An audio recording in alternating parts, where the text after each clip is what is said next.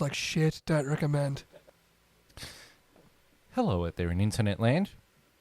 This is episode 7 of the 2022 season of the F1 Chat. I'm your host, Phil Lamington, and we are discussing race number 6 of the 2022 season, Spain. Usually one of the most boring races on the calendar. Sitting to my left, making a return as per usual, even though he's a little bit under the weather, is a man who vehemently is disappointed by McLaren yet again. JB, how are you? I'm vehemently disappointed by McLaren. He's also a really big fan of Chemist Warehouse cough syrup. Yeah, this episode of the podcast brought to you by Priceline Pharmacy cough syrup. Tastes like shit. Don't recommend. Now, oh, pardon me. So our regular correspondent, Longhorn, is away on assignment, aka he's got COVID. So making a return is one of the forefathers of this podcast, Barry Enchilada. How are you going, Barry? I'm good. Good to be back, boys. Good to be back. Excellent. Back in the saddle again, big man. Back in the live hot seat. All right, so we just sat through the Barcelona-Spain F1 race for 2022. What do you guys think of it? I've watched a lot of Barcelona Grand Prix, and I dread when this race comes up on the calendar. But last night's race was pretty fucking good. I'm not going to lie, it was pretty interesting. It normally begins like the series of boring races. Like you've got this and then Monaco. Yeah. And then usually Abu Jabba.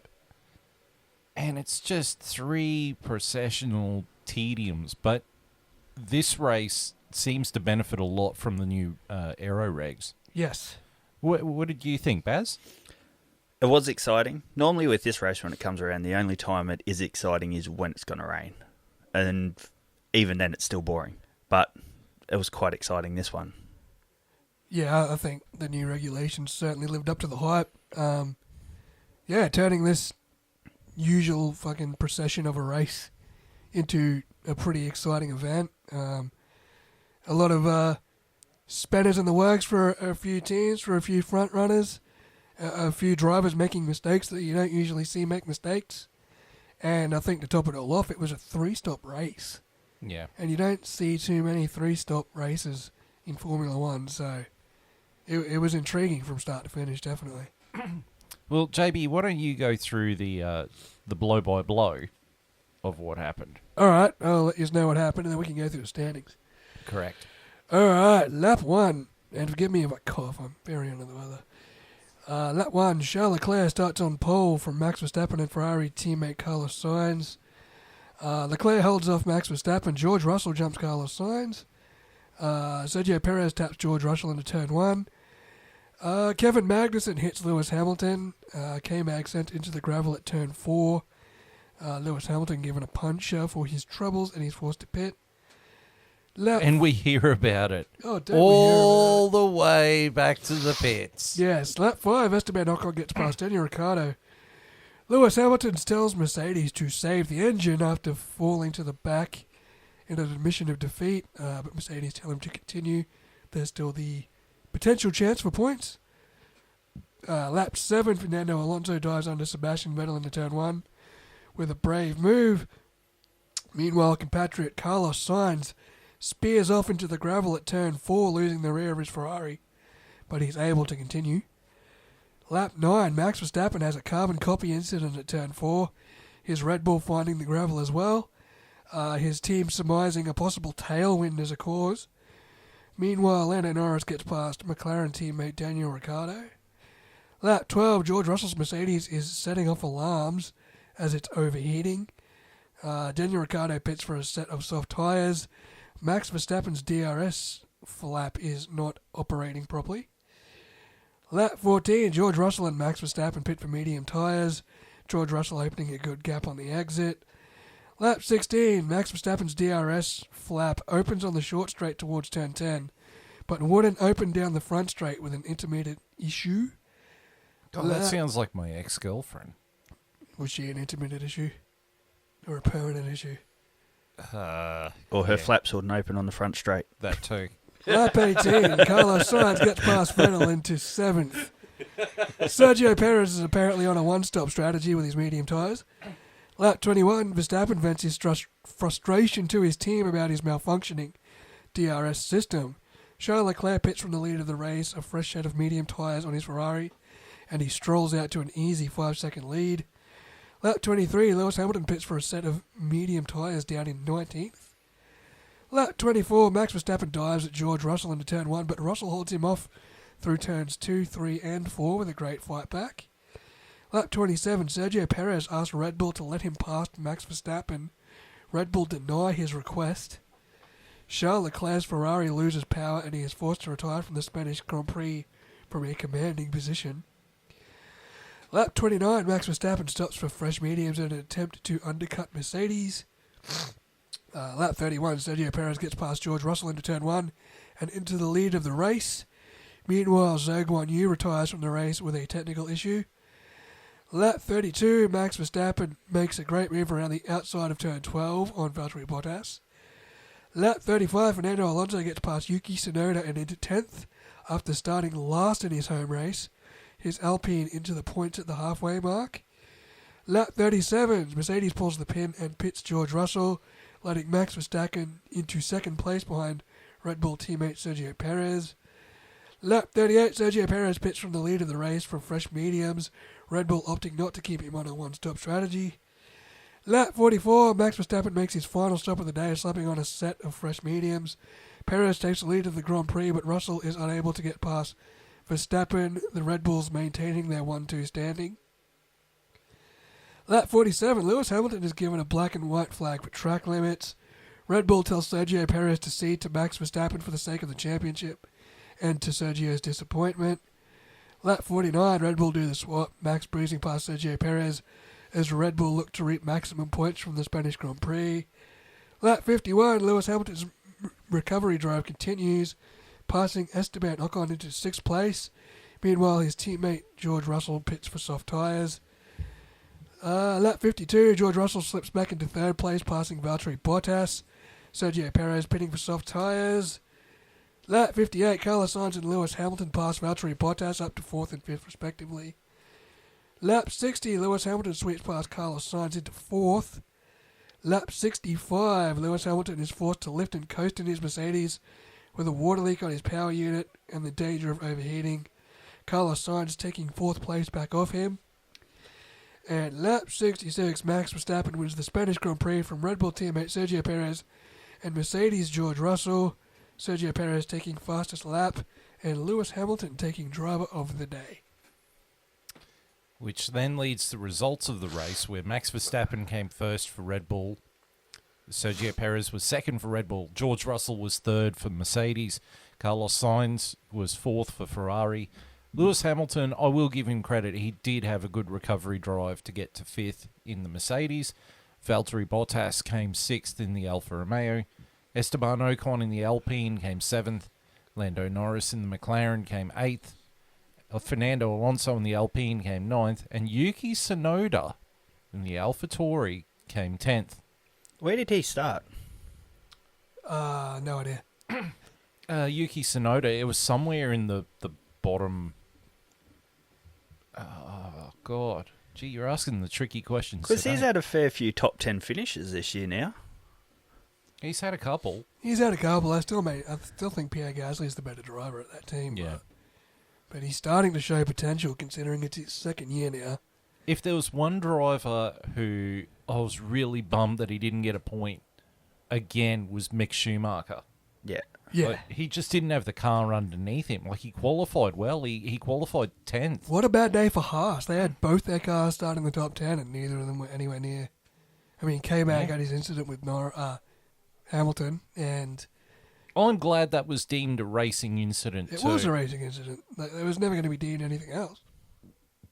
Despite Lewis Hamilton complaining. Well, mind you, K-Mag did have a whinge on the radio about it, too, but... Oh, it was just two cars on the first lap arguing over the same piece of real estate. And Charles Leclerc's technical issue was the turbo blew. Oh, Jesus. That's what it sounded like on board, too, because you heard it like sounds like a jet engine. It's just like, and you like heard it shut off. Yeah, the turbo went bang fooey. And I guess worryingly, whatever Guan Yu Zhou's issue was also a technical issue because he's also running a Ferrari power unit. Yeah. So the first signs of the Ferrari package not being bulletproof. But I mean, it's a lot more bulletproof than the Red Bull package. It was extremely hot there too. It was, and apparently that Leclerc's power unit was relatively new as well, which is probably a pretty big setback. And, I mean, Max didn't have DRS. Yeah, he half battled of it. through not having DRS for the But now, majority of the race. now apparently there's issues between Max and not so much Max and Sergio, but Perez and Verstappen having issues with some stuff that's going on with the Red Bull, like Christian Horner. Because Perez wanted... He had the faster car because he's like, I've got DRS, I've got the faster car. And he really wanted to win the race, and the team were like, no, swap I think position. by the time Max got to him, Max had pace. I believe Max was the faster car by the time he got to Sergio. But is it too early in the championship to pull that card saying it's for the championship? No, not for mine, man. No. Like, a Verstappen win guaranteed him going to the top of the championship. Yeah. I think it was a smart move. As much as Sergio's going to fucking hate it, he knows he's there to be a tail gunner. Yeah. And he'll get it back. Yeah. Max will give him a win. Like, Yeah, Max will they'll pay it give it forward. back. Like they did it last year. Yeah. Remember when Sergio did Max a favor and then they gave Sergio the favor back? Yeah. Like, yeah, okay, it's frustrating, but Verstappen's closer to Leclerc in the championship than Sergio is. Well, yeah. From a mathematical standpoint, it was the right call. Yeah. But I mean, I understand Perez's frustration over it, but I'm pretty sure Max later on in the season will pay it forward. I promise he will. Mexico! Yeah. Yeah. Yeah, you think Max That'd Verstappen's be- going to take the win off Sergio in Mexico? Nah, that'd be Not a fucking perfect for chance. him. Yep. Yeah, nah. Sergio, man, I know you're pissed, but it'll come, mate. There is one thing I've got to say, though, is that compared to last season, because last season it was very heated between Max and Lewis, Yeah. and it was very heated between Christian Horner and Toto. This year, the Max versus Charles Leclerc rivalry, it's only on the track. Yeah, it's Like- very amicable and respectful. I think a lot of it is Max and Christian Horner sort of personify what every F1 fan that isn't a Lewis Hamilton fanboy is thinking, which is we're all sick and tired of Mercedes and Lewis Hamilton dominating the sport. Yeah, I mean, and we were coming off that era, but now that era's been closed, almost. Last year they should have just had a tradies fight night. Just had Toto and Horner at each other, Lewis and Max. I reckon they probably could have after Abu Dhabi. There was a lot of heat in those camps. Susie and Jerry. Jelly wrestling. but pillow fight, woo! Hey, did you know? I think there's a team in Formula E called Venturi. Yeah. Yes, You know who the team principal of that team is? Susie Wolf. Susie Wolf. Yes. Yeah, she's and because she was on the Beyond the Grid podcast, it was like, would you step up into a Formula One role? He's like, I'm not going against Toto in the world of Formula One. It wouldn't feel right. Like, fair enough. Well, she had a lot to do with Williams as well, didn't she? Susie? She was the test driver for them at one point. Yeah, she was. That was when Toto Wolff owned, I think, 20% of the team, Oh, yeah. and then he sold that so he could buy into Mercedes. Yeah. Yeah, no, it's good to see, women of her stature, branching out. And then there was the mistake that both Max and Carlos made, which really wasn't a mistake. Apparently there was a tailwind down into turn Yeah. 4, and it was rather heavy, but I mean, you don't see, okay, we've seen a million mistakes from Carlos Sainz this year, unfortunately, but you don't see mistakes from Max Verstappen, so when Carlos went off, it's like, fuck, here we go again. But when Max went off, it's like, is there oil down at turn 4? Like, the reactions were totally different. It's like, oh, Carlos has just made another fucking mistake, and then a lap later, Max does it. But I think a lot of people, particularly Fox Motorsports, because they're the pinnacle of motorsport journalism, Just ask them. have already written off Charles Leclerc. It's like, come on, we're 6 races into a 22-race season because they're not replacing Sochi. No, they're not. So it's race 6 in a 22-race season. You're already saying Charles Leclerc's not going to win it. Yeah, Fuck off. but the next one's Monaco. We know that he's very good there. That's his home race, man. Like, if he's going to be up for a race. But he's going to put it in the wall. He's going to bin it like he's done it every other year. Look, I made the point at the start of this season, when he was leading, when he'd won the first race in Bahrain, that he doesn't react well to pressure. Or is it just street circuits? Because he's not well at Azerbaijan as well. And look, no, I mean, why are we ragging on him? Would- He was Not- winning. He was winning this race by 30 seconds. Yeah, This I mean, wasn't. it was this only wasn't his. Yeah, this was his power unit. It wasn't him. Yeah, this was his So turbo we let go. can't put this down to Charles Leclerc's a shit driver Yeah, that's because he had this race in the bag. that's my point. Like, Yeah. Fox Motorsports is already writing him off, saying, "Oh, he's done." It's No. like, shut the fuck Nah, up. he's not done. And you know what? Mercedes is back. That car's not porpoising anymore. They figured it out. Yeah, but I noticed all the cars weren't porpoising. Yeah. So they're getting around it. Yeah. And so they got and credit to fucking Lewis. He was the driver of the day, and he Yeah. was my personal driver of the day. And he was the whinger of the day as Yeah. well. Yeah, it's fair Jesus enough, man, but- Christ. He was my vote as well. Either him or Alonso. Alonso did well as well to You get know, up and tonight. But and you know, Max went off the track too, and fell down the order and won the race. So he had a good argument for driver of the day as well. But if Lewis didn't go off, where do you reckon he would have finished? Honestly, if he's done that well to get up to 5th. he would have probably been behind Max, maybe. Because he was the only one that started on mediums, wasn't he? Yeah, I think so. Yeah, I think so, yeah. I think he was the only one. So, who knows? Would have been interesting to see how it did play I out. reckon Otherwise, he could have been challenging Max, probably. Yeah. All right, so before we get into the news, I actually have a correction from the news from last week, last episode, sorry, where I said that Andretti had the go from all the teams. It turns out that only McLaren and Alpine have signed off on Andretti because Toto Wolff has said, "Oh, we don't want another team because that'll dilute the amount of winnings." And Right. oddly enough, Christian Horner is backing him up. Now, guys like Matteo Binotto haven't said anything. They're like, we're too busy trying to win a championship to sort this shit out. But even the FIA is sitting there going, well, we're not really after new teams. Which I think is a mistake. Yeah. I think it's time. I think the time. You've just got these new regulations in, and your engine regulations coming in 2026. The time to expand Formula One is 2026. And there's going to need to be engine suppliers and teams ready Yeah. for 2026. And Porsche and Audi are already there. Yeah. Now I think there needs to be another team or two as well. Yeah. Because I think 2026 is, if you're going to expand the sport, that's the year. Yeah. Yeah. There was also a slight other news story, but it's not really anything major. They might be adding a third race director to the Formula One season this year. Okay. Michael Massey might be coming back. Oh, dear.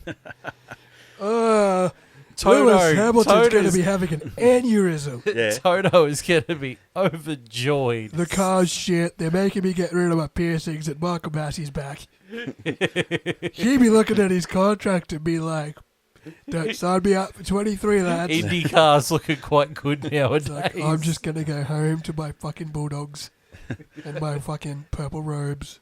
And the Williams sisters. Those ones. That's what they were doing on the grid last week. They were there as Lewis Hamilton's guests. Yeah, right. And they completely snubbed fucking... Martin You notice Martin Brundle didn't do the grid walk last night? Yeah, I noticed that. He just left it to fucking Johnny Herbert and what's his face? Yeah, Johnny Herbert and Paul di Resta, wasn't it? Yeah. Yeah. Yeah, it sucks. Yeah, I mean, I hope he's not put off by fucking... He says he's not put off by it, but I, It's got to be fucking annoying. I personally think all these celebrities should just fuck off away from the grid. Like, Like- let him do his job and talk to the drivers. It's fucking shit that the celebrities are there for fucking Instagram photos and nothing else. Yeah. They don't know shit about Formula One. They don't Yeah. care. They don't care. They're just there to be fucking seen. I mean, if I was famous, I'd love to be the guy who walks up to Martin Brundle and go, "Hey, Martin, how you going, mate?" Martin, what do you think of this fucking championship? How crazy is it? And just talk to him. Martin, you're my hero. Can I talk to you? Take the microphone off him and be Yeah. like, "Here, my turn to interview you." Yeah, let's get some experience talking on the grid. You're like my favourite commentator, man. What's going on? Yeah.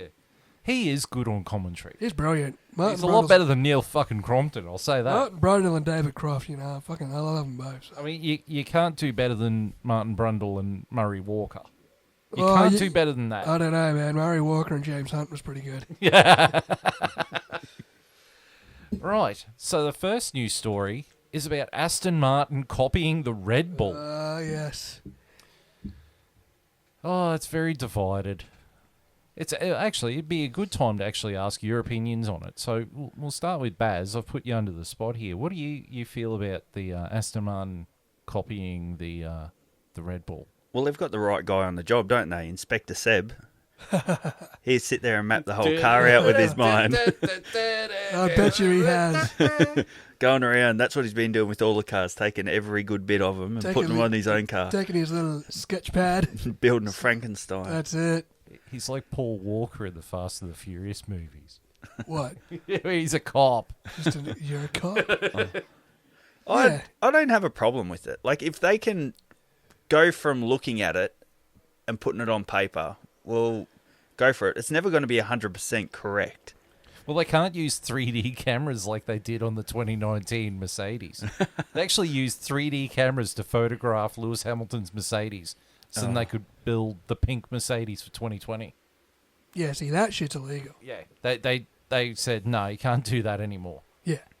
I mean, it's not like Spygate in 2007 level, where they legitimately just leaked fucking blueprints. But is it the whole car that's exactly the same, or is it just the side pods? It's the side pods and the the little grill thing up the side of it. yeah, part of the floor assembly. So they're inspired by Red Bull, but I fucking highly doubt it's the same concept underneath as Red Bull. Do you think Aston Martin would be aerodynamically as proficient as Adrian Newey? No, Exactly. and I mean people keep saying, oh, they've got the head aerodynamicist from Red Bull working for them now, but the thing is, when their car comes off the factory floor looking like something, and then 6 races in, it radically looks like a Red Bull now. Yeah. Questions do get raised, like,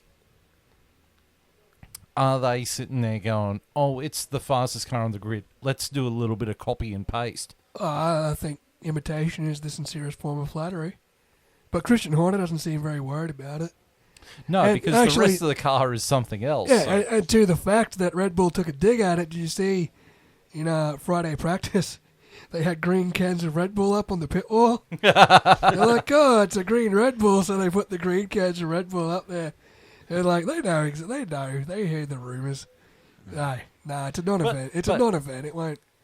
It's an imitation, but you can't. There's no way Aston Martin would be as I said, aerodynamically proficient as an Adrian Newey. I think the outside looks the same, but the underworkings of both those cars would be radically different.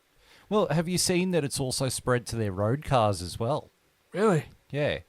Like, there's... You're not going to be able to see it on Spotify, obviously, but there's a photo of an Aston Martin... I think it's a DB9, Yeah. all right? And then this is a photo of the brand new Aston Martin Veyron. This is a photo of a brand new Aston Martin F40. This is a photo of a brand new Aston Martin Murcielago. This is a brand new photo of the brand new Aston Martin Enzo Ferrari. Classic. Classic. I like the vintage look. Yeah, Yeah. the kit car. It's a photo of an Aston Martin Falcon, Oh, that's brilliant. much like the one seen that used to be made by Ford that ended up in the Mad Max movie. Yeah, the XB. That is a photo of an Aston Martin 911 Brilliant. and an Aston Martin Gemini Oh, how good. How good is the Gemini? and an Aston Martin Commodore. I see what you mean. That's worth millions now. Yeah, that's worth That's a bit. that's what they're going to show off at the Tokyo Auto Show. That's a prototype. That is just mwah, poetry in motion. It's brilliant. Right. So we're going to debut a new segment, Oh, yeah. and it's Barry Enchilada's segment where he gets to ask us questions. So we're going to hand it over to Baz. You can call it whatever you're going to call it, because I can't remember what the name of it was. So basically, I'm calling it, should I stay or should I go? I bring up a bunch of topics, and then we decide what our thoughts are on it, and should they stay or should they go? All right. All right. The first one, Phil Lamington actually brought it up before. Famous people on the grid and waving the checkered flag. Go. Gone. Don't like it. Yep, I don't either. It takes away the focus on going around and asking the drivers questions, asking the engineers, the technical directors for the teams, even just old shit stick on a rattle gun. Ask him what he thinks of it stuff. Do Well, something like that. So I just want to clarify my answer a little bit, though. I don't mind ex-F1 drivers on the grid. That's okay. I'm That's talking okay. about celebrities. And I think if a celebrity wants to be on the grid for an F1 race, they need to pass a questionnaire showing that they have knowledge of F1 before they're allowed on there. Yep. Or sign a waiver knowing that they're going to get asked questions, that Yep. they have to do it instead of making others look like dicks. Yep. No, I completely agree. Celebrities in the pit lane, in the garages, I don't care. But waving the checkered flag, because we've had mistakes before. I can't remember who it was that waved the checkered flag. Wasn't a it lap Serena early. Williams or something? Yeah, it might have been. Yes. At Monaco, I think Yeah, it was? she No, went- it wasn't Monaco. It was Canada. Yeah. Yeah, she Because waved. Sebastian Vettel was winning the race Yeah. for Ferrari. So I think it was Canada 2016. So we've had that fucking malarkey already. You know, and then we fucking... Martin Brundle's literally being made a meme of about how many fucking times he can be snubbed by a celebrity on the fucking grid. That's either the Williams sisters or fucking... Who else? Something the Stallion. Or oh, something. yeah, Megan Oh, the Megan Stallion. Thee Stallion. Yeah, that bitch. I don't even know who the fuck that is. Cardi B's best friend. Yes. Fucking WAP sisters. Just interview James Hetfield, all right? Get that one Troglodytes. done. Troglodytes. But no, I agree. I think unless you're genuinely there as a fan of the sport, if you're there for fucking Instagram photos and you don't give a fuck what's going on, don't be there. Don't be there. Go to a fucking nightclub and get your tits out. That'll get you just as much fucking publicity as being in an F1 event. Okay. DRS. I think we should keep it for the time being. It needs to stay for now. Yep, I Yeah, agree. I think it's I- too early to get rid of. I think in time, I would like to see it gone. But for now, it's still too early in this phase of the car. Unless, I reckon once we get more cars on the field, where there's more action out there to Yeah. make it more exciting, Yeah. then start looking at getting rid of it. 'Cause Not right we- now when we've only got 20 and still 6 of them are dying through the race. Yeah, So- because me and Phil and Longhorn were going back watching retro races in the off-season. And, you know, we're watching Michael Schumacher and Fernando Alonso setting up moves, Mika Hakkinen, setting up moves for lap after lap after lap. Like, it's like, oh, I'm going to get him there, but I've just got to wait for my time. You know, there was no DRS. It was all driver smarts. It was all, you know, last of the late breakers, fucking knowing where you're stronger, knowing where you're weaker, calculating the move. And I think a lot of that art form in modern Formula One has been lost thanks to the drag reduction system. It's very much like at the start of Top Gun, where they're doing the briefing and Viper says, you know, back in World War One or World War Two, it was 3-to-1 ratio or something, and then Vietnam it went down to like a piss weak amount because they were defended on missiles, and then it went back up after Top Gun was established. Yeah, That's effectively what it is. yeah. Yeah, drivers don't know how to dogfight anymore. They just know how to flick the switch and get past on the front straight. I also think, though, a lot of the problem happens to be the tracks. Yeah. These Tilke disaster pieces really just don't promote anything without the DRS button. I'm interested to see if you take the DRS zones out of most of these tracks, if they'd still be an effective racetrack. Because these tracks are designed with the DRS zones in mind. Yeah. I mean, take like Miami. Jeddah, Miami. All these new tracks coming in were designed specifically with 2 DRS zones. Or 3, Yeah. you know? And How many does Spa have? Is it 2 or 3? 1, 2, 2. 2. 2, yeah. They could have a third one, but it goes around that kink and they'll probably die. Yeah. All right. Glorified podiums. Not to the extent of Miami. I like the entertainment value. I like when Max Verstappen parked his car up on the video screen and like his fucking face was like under the car. It was cool. You know, but, you know, Miami was a bad podium. I think there was too much showboating. Mexico's podium, where the winner goes up on their car Yeah, that's... in the baseball stadium, that's cool. Yeah. I like that. I'm a fan of glorified podiums if it's done right. Yeah. I was looking at last night where the shape of the podium is the actual racetrack and that. And Yes, I was looking at it and it did nothing for me. I wasn't excited for it. I was neither, you know, I wasn't thrilled about it, but I wasn't like, oh, well, that's the worst thing in humanity. Yeah, it wasn't the prettiest looking thing. But It was a massive step up from a police fucking motorcade through Yeah. a tunnel that nearly runs over Ginger Spice. up to the front of the Hard Rock Stadium and the Dan Marino statue, like, Yeah, that was over the top, man. Like, you'd expect to see that shit at WrestleMania. yeah, exactly. That was the WrestleMania of fucking Formula One. It was just And then the absurd. gridiron helmets. Oh, Like, it was too what- far. That was just wank. It was too far, yeah. So I think, but, you know, and then you tradition, and sometimes you don't even need a glorified podium. The best podiums are the traditional ones. The podium at Monaco, the podium at Monza, and, you know, even, I guess you could say the podium at What makes the podium Silverstone. at Monza so great is the fact that the podium actually goes over the track. Yes. and So the it's Tifosi over the are fans, all so under the you. Tifosi, Yeah. you can spray the champagne all over them. Yeah. And then if there's a lucky lady, you get to spray something else all over her too. You know, it's And in Monaco, you pretty much do it on the front straight, which is yeah, pretty cool. yeah, and you get to hang out with the prince. Yeah, the prince and you go to dinner and shit. Like, Yeah. at least there's tradition there, but you know, you don't need a glorified. I'm a fan of a glorified podium if it's done right. I'm a fan of the LCD screens. I'm a fan of, you know, the Mexico podium where the race winner goes up the lift with his car. I'm a fan of that shit. I like I it. just don't want them, say at Coda, to get on the podium and have to wear 10-gallon. They will. It's, But it's I'm on. fucking bullshit. Look, I'm on board with that. Oh, okay. I'm on board with that. The 10-gallon hats because they're in Texas. I get it. Just don't fucking do the Miami thing again, ever. That needs to be scrapped straight up. Don't do that again.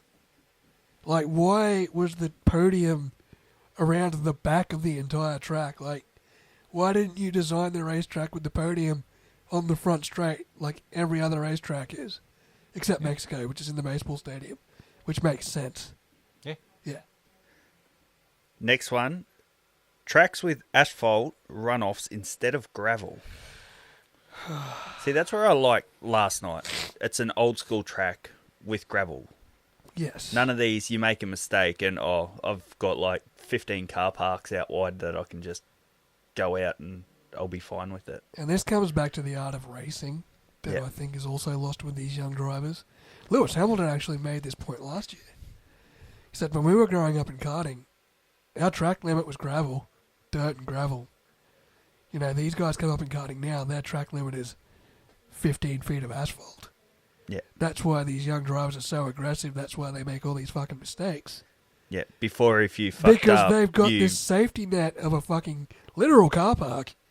Like Paul Ricard and fucking Bahrain and fucking a whole bunch of tracks have got these massive runoffs. You know, I'm a fan of traditional tracks where the gravel is the runoff. And I think the drivers are too. Yeah, it's either the gravel or the grass. Yeah. Like Spa, there's grass everywhere. Yep. The only part of Spa that I agree with them having so much runoff is in Eau Rouge, Eau Rouge, yeah. definitely. That's more for safety than anything. Yeah. But also coming out of turn 1. They've revamped that. Yeah. I actually saw a motorbike video on the outside of turn 1 now as a gravel trap. And coming up Eau Rouge, I They've believe, made it all wider. is wider, and there's a gravel trap on the outside too. On the left-hand side, where everyone's hitting that wall going wide, they've brought that back a fair bit. I think Yeah. it's like 15 or 20 metres. They've brought that wall back. Yeah. Yeah, it's something like that I agree with because I really just don't want to see another Antoine Hubert accident. Yeah. You know, so I understand that for safety. But specific track that I go to when it comes to there's too much runoff was Sochi. That was Yeah. just runoff for days. Yeah, but It- Sochi was built around the fucking Olympic Village, you know. yeah, it was, no, it's it built was around, essentially just a big fucking car park. yeah. But I mean, even like Paul Ricard's terrible for yeah, it. Paul Ricard has just got too much runoff. I wouldn't mind if they just put barriers right on the edge. Yeah, I think, you know, it needs to be reined in a little bit. And it looks dog ugly. All Oh, these blue, white, and red lines. I know it's the French flag, but I mean, fuck. Even their trophies look awful for that track. Yeah, The it's a, fucking gorillas. it's a piss wreck of a track. And, you know, they're talking about all these tracks they want to get rid of. And it's like, oh, Spa's on the list and Monaco's on the list. But Paul Ricard's not on the list. I Really? don't mind Paul Ricard as a track. Like to play it in the game, it's a fun track to drive. I never raced Magny-Cours, but I don't know if you remember. You probably remember Magny-Cours, but what track do you think is better out of those two? Would you prefer Formula One back to Magny-Cours over Paul Ricard? As a spectator, I'd prefer to go back to Magny-Cours. Yeah, Playing the game, I'd prefer to stay at Paul Ricard. right. Understood. But I mean, it's kind of like the debate between old Spa versus current Spa. Yeah. You can have that really tight chicane, or you can go back to the bus stop. I don't mind current Spa. Yeah. I mean, the argument of current Hockenheim versus old Hockenheim. There we go. I mean, that was a racetrack. I mean, fortunately, that's never coming back because the good part of the track is now a forest. But, That's all right. That's what bulldozers were invented for. Just get over it. yeah, Take out the greenies while you're at it. Yeah. chain yourself to the trees. We're Yeah. getting the We good actually had the racetrack back. Greens after party at Langford's on Saturday night. Yuck. I And would have refused to play. What were they celebrating? Another loss? they were celebrating every time ScoMo lost a seat. Oh, that's a I fair heard point. the Greens actually picked up a few seats in Queensland. But they bought like 4 trays of nibblies. Yeah. So like the chef cooked them up there. And between songs, we were running over and pinching their food when they weren't looking. Good, fuck 'em. And then, like, at one point, we're sitting there, and Luke's like, "Oh, you should go and get some more food." I'm like, "Oh man, I can't do it, man. I didn't vote for them." And he's gone, "That's all more the reason to pinch their food because you didn't vote for them." And then the lady who actually was the lady running to be the local member brought an entire tray, like with sausage rolls and spring rolls and stuff and sauces and everything, over to us and said, "Here you go, guys, help yourselves." Ah, vote one Crumbs. Greens. Too bad I voted this morning. Yeah, you're about 5 hours too late. But Sorry, you should have lubed me up last night. Was that all your questions, And then, Barry? no, I had one He's more. got one more. Salary cap. Stay. Yeah, keep it. It's the only reason they fucking reined back in Mercedes. Yeah. You can't fucking have, you know, and I'll make the point because fucking Manchester City this morning.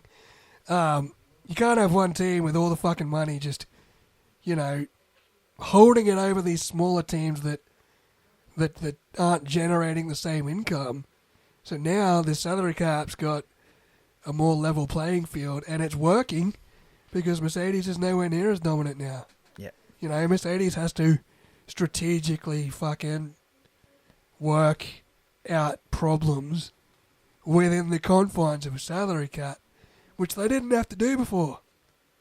So, yeah, it's not that salary cap's going nowhere. Very much like Mercedes. I think at the start of last year they were complaining about how the FIA and Formula One and all this has changed the rules to handicap them. It's like, well, duh.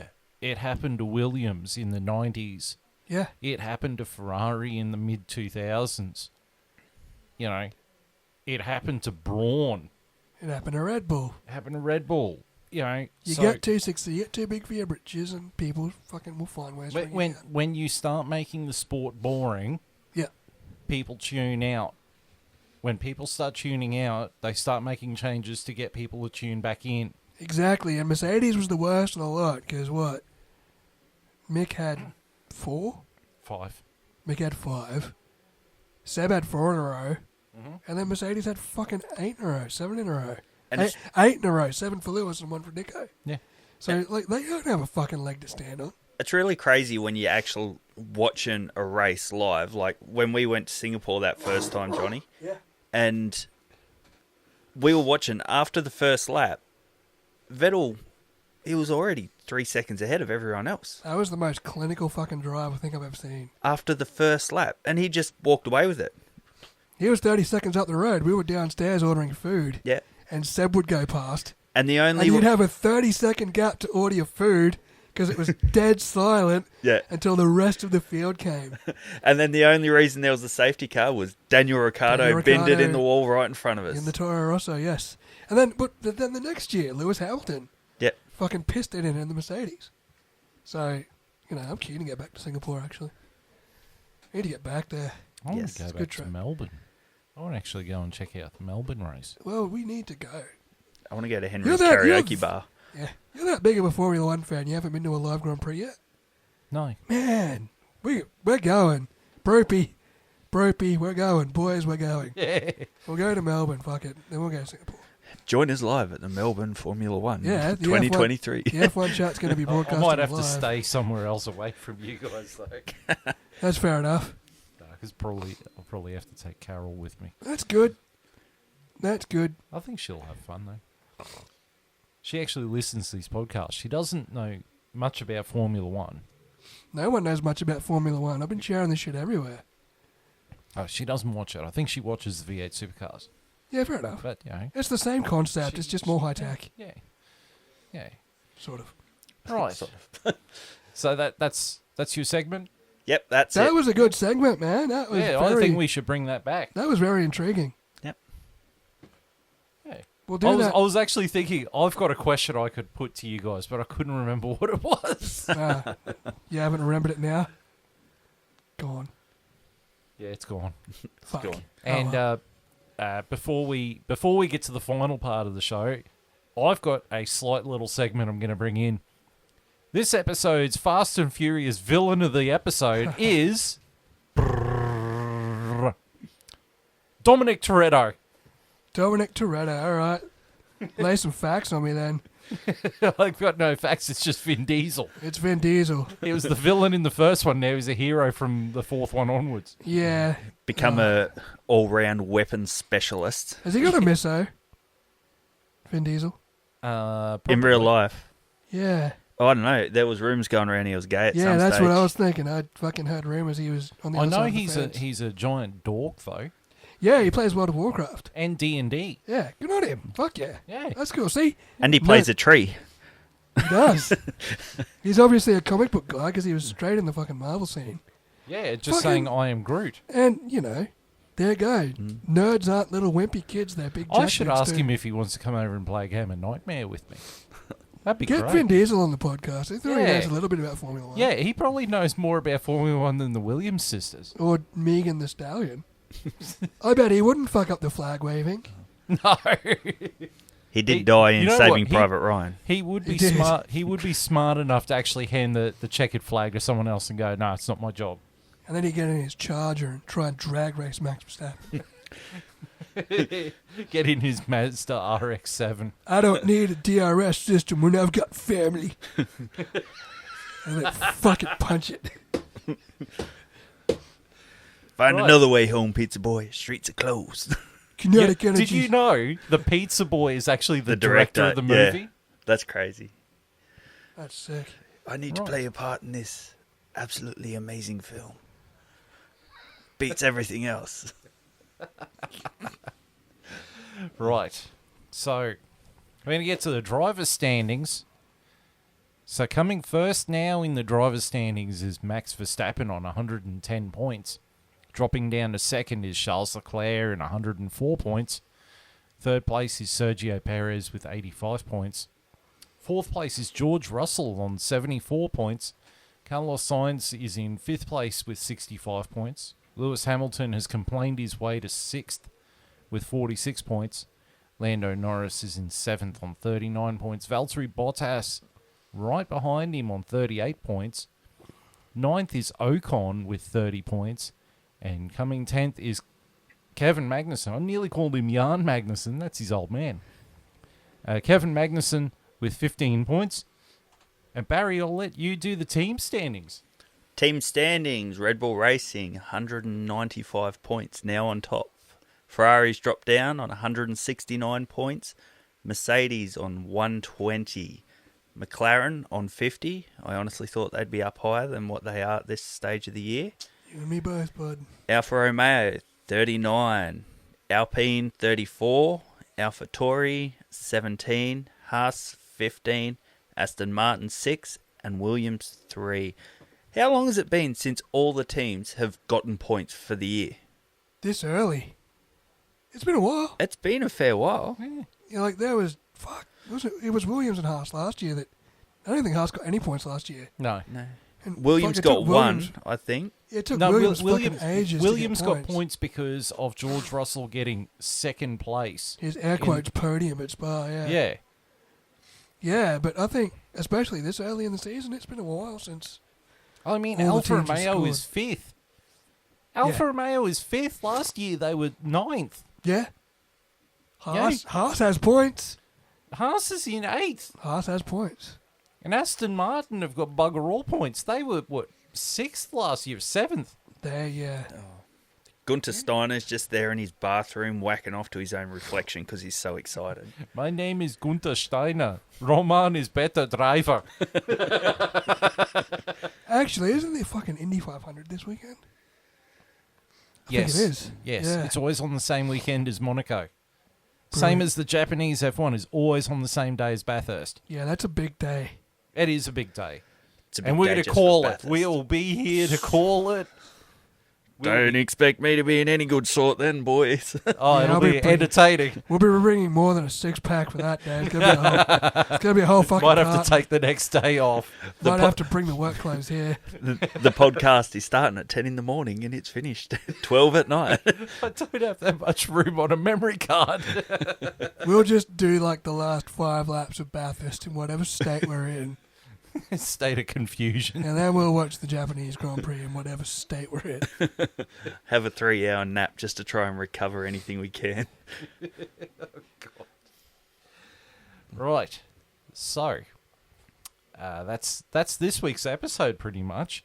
Because there was bugger all news stories and all the other bizzo. But we will be back next week. Yeah, man. Next week with a procedural race. Is it a double header or a triple header? I think it's a triple header. Yeah, so we got Monaco this weekend and Azerbaijan next weekend. Abajabjan. Is it Azerbaijan? Yes. You sure? Yes. I thought it was Canada. I thought it was Canada too, but it's Azerbaijan and then Oh. Canada. Oh, cool. Let's get the 3 procedural ones out of the way. Yeah, I believe they're in a row. Is it too late to try and get Livio Organo on the phone to see what the weather's going to be at Monaco? If it's going to be raining? Well, whatever he says, it's going to be the opposite, so. It'll be sunny. Yes, it's going to rain. Everyone fucking celebrate. Yeah. Good on Livio. He's a staple of Mackay weather Oh. and inaccuracy. And I know we're in the month of May, so we're a couple of months off, but we're going to do it again this year. Hopefully Barry and Longhorn will be a part of it. But the summer in the middle of winter season break episode, we're going to do the God, I can't remember what it was. Was it our made-up teams? Yeah, made up teams. Oh, man, I got to do homework again. Yes. Fuck. And And this time we're going to put rules in. Can't have Andretti, can't have Porsche, can't have Audi as factory teams. Fuck. So three works teams. It's the two hardest customer homework teams. I've done in the last, 10 years was that episode. So that's going to be the summer in the middle of winter break episode. Oh, well, at least I've got a month or so to fucking sort that out. 2 months. My number one team is Fiat and Renee Gracie. Yay! I'm on board with that idea. Imagine the merch. The Oh my OnlyFans god! livery. She's running the OnlyFans livery. It's just a picture of her with her tits out on the side of it. It's the most supported team I've ever seen. Her race suit's just a photo printed Her and of her Danica bodysuit. Patrick. Oh my god! Her race is just a fucking bodysuit, yeah. That's all to be skin tight. No, the race is after the race Yeah. to get to her trailer. Come and join me in Victory Lane. Okie dokie. What she really means is come and join her in her victory lane. But still. Oh, this is depraved. Well, we haven't really spun down this alley all night, so I'm glad we got there in the end, boys. Yep. She takes Lando's hands. Let me make you a real man. You leave him alone. He's like 12. Get your hands off that child. Oh, wow. This has gone pear-shaped real quick. But it wouldn't be the F1 chat if it didn't. About as pear-shaped as Danny Rick's fucking season. Right, so next week is Monaco. Woo! Rolling Street Parade for all. Pretty much. 2-hour street parade. Yeah. Keen. And- Keen as biscuits. And watch, probably Red Bull will fuck up the pit stop again. It's going to be intriguing. What's going to happen? Is Red Bull going to fuck up the pit stop, or is Charles Leclerc going to fucking bin it? What Both. happens? Yeah, both. Both. Both. And Lewis will get his first win of the season. Oh, no. Yeah. George Russell will get the win. Lewis No. Hamilton will sit there and say, I've got the first to go, swap us over. Carlos Sainz will get his win and fucking make my financial investment in him. Some fucking money. Oh, Lando Norris will get a win. That'd be good. Whoa. Kimi Raikkonen will be on the back of his super yacht, giving everyone the finger, wearing his Kawasaki gear. Yo! He wouldn't be wearing fucking anything. He'd be standing there naked. Just be like, oh, I'm Holding 3 Coronas. yeah. One Take in your each fucking- hand and balancing one on his knob. You can take your fucking Heineken Zero and shove it up your fucking ass. I'm gonna go and fuck my missus. Well, yeah, it's okay, but we make sure we've got the Coronas on the boat, so it should be okay. I'm having a fantastic afternoon because I don't have to race today. No, I can just Kimmy, what do you think of the race? Well, yeah, it was okay, but it was a little bit procedural, but it should be okay. Kimmy, you gotta put your clothes on. No. Well, no, I Just don't okay. really need to do that because it's too hot to wear clothes today, and it's just making me sweat out the Coronas a few more, so well, it should be okay. I already missed Kimmy. Kimi, what did you think of the race? I don't know. I was taking a shit. I was just I dropping don't it. know, I was about 5 beers into the Coronas, and then I had to take a shit right on the podium, so I don't really just know, but I don't really care if I'm honest. Just swung my ass out. Just swung my ass out of the front of the boat. I didn't even have to go to the toilet downstairs. Just dropping logs off the front. You're gonna say no to Just Kimi Bondi Räikkönen. cigars. You're gonna say no to Kimi Räikkönen, and no one's gonna say no to Kimi. You can't say no to CC's and Kimi Räikkönen. That's it. That's it. Right, so next week, Monaco. We will be back. Until then, on behalf of Barry Enchilada, Longhorn on assignment, and JB and myself, it is goodbye.